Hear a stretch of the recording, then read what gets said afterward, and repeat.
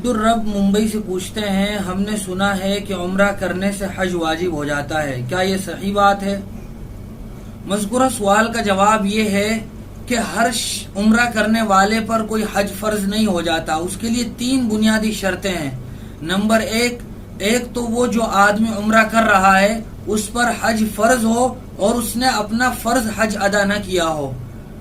دوسری شرط یہ ہے کہ وہ عمرہ اشہور حج میں کر رہا ہو، یعنی حج کے جو مہینے ہیں ان مہینوں میں سے کسی مہینے میں وہ عمرہ کر رہا ہو. اور اشہور حج یعنی حج کے مہینے ہیں شوال، ذی قعدہ اور ذی الحجہ کے 10 دن. ان 2 مہینوں اور 10 دن میں سے اگر وہ عمرہ کر رہا ہے. دوسری یہ شرط ہے.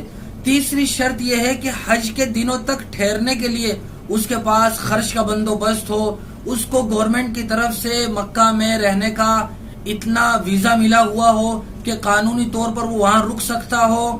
تو اگر یہ تمام تر شرطیں پائی جاتی ہیں تو پھر اگر کوئی آدمی حج کے مہینوں میں عمرہ کرتا ہے تو پھر اس پر حج فرض ہوگا.